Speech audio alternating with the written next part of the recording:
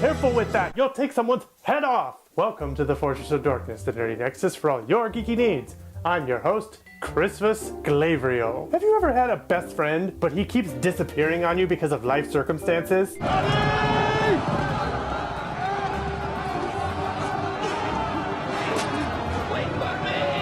Well, Thanos can kind of relate. Cliff Notes is accepting some adoption papers from Thanos in Marvel Comics' Corvus Glaive. Created in 2013 by Jonathan Hickman and Jim Chung, Corvus is the lead member of the rigidly chinsome Thanos' Black Order. Along with his wife, Proxima Midnight, Corvus is a nearly unstoppable destroyer of worlds. Quake. Destroyer of worlds. I'm sorry, I can't take that seriously. Would you just go backstab like Space Cocoam or something? Should I marry Cocoam? Corvus is also one of the most brilliant strategists in the cosmos. He has super speed, strength, and can take a punch like no one else. On top of being a master tactician, he carries a glaive that, when whole, basically gives Corvus immortality as it lets him resurrect himself. Do you know how to use that thing? Pointy end goes into the other man. Did we mention the blade is also capable of splitting atoms? No, atoms, not atoms. Although, talk about OP.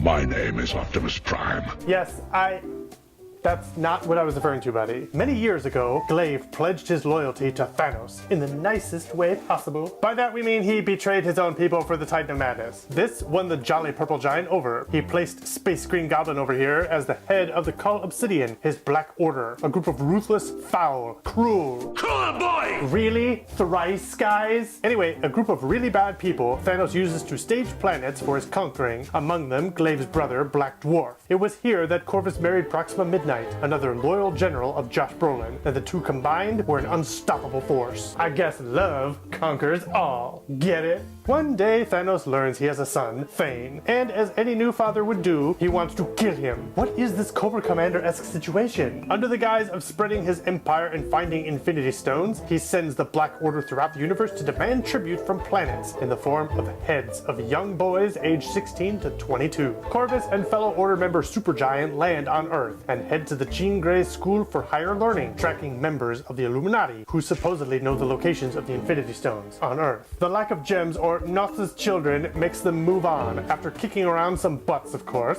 Ultimate Creeper Ebony Maw manipulates Doctor Strange into leading him to Thane in the hidden Inhuman city of Orlan. Thanos and the Order land in Orlan, but those naughty little rascals, the Avengers, follow them. Can we hold them? The Avengers. During the inevitable battle, Corvus is eliminated by Superman Rev-Off #1, Hyperion, leaving his glaive intact. His wife Proxima and Master Thanos are imprisoned in Amber, and the two, along with the deceased's weapon, are imprisoned on Necropolis. But all who wander are not lost? What?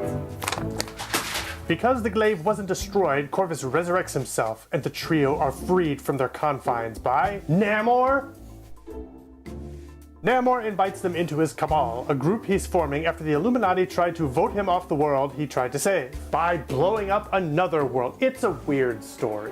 Okay? The Cabal take this chance to wreak havoc onto other worlds until Namor gets tired of their antics. After some more backstabbing and betraying on both sides, the Cabal is trapped in the Ultimate Universe during a planetary incursion. Here, they team up with the Maker, the evil version of Reed Richards Fox didn't want happening, and build a line raft to survive the destruction of worlds. As the multiverses scatter, the Cabal is awakened by the God Emperor Doom on Battleworld, a planet created from pieces of each universe. Fighting off the Thor Corps, seriously, Marvel, getting dangerously close to frolicking into DC territory with these names. They are joined by the other survivors of the mainstream 616 universe when Doctor Strange, a sheriff for Doom, scatters them to separate parts of the planet. Corvus and Proxima are captured by Baron Apocalypse and are probed in stasis by Doom for information. Once Reed Richards, the real Reed Richards, abolishes this fan fiction universe and sets things right, Thanos is thought dead. In the wake of this, Corvus builds his own Black Order and lays a claim to his former master's lands. And like a student becoming a master, he started spreading his influence across the world. It's the old one! The old one! Too bad! He's blown his vocal components. I guess that makes me the new leader. Unfortunately, Thanos the tank engine lived, and once he came home, Corvus wasn't so loyal anymore and fought Thanos for power. Thanos easily beat him, shattering his glaive. Out of mercy, Thanos allowed his former servant to decide in taking his own life or being killed by the purple meanie. Fearing torture at the hands of the Titan, Corvus picks up his broken weapon and kills himself. Over cosmic crumpets one day, okay, maybe not that, the Grandmaster and the Challenger get into a scuff. Each develops their own teams to fight each other. The Grandmaster forms a lethal legion, and the Challenger decides he wants a cabal of his own. The challenged one resurrects the Black Order, and the battleground chosen is Earth. The Order doesn't want those pesky avenging kitties getting in their way, so the first stop on the trip is to attack Avengers Mansion. This is easily the least guarded piece of real estate in the cosmos. No insurance company would touch them at this point. As part of the Elders game, each team is told to find 2 pyramids hidden on the planet, and Corvus is one of the first on the scene. Then, the Avengers arrive to end this nonsensical violence on Earth.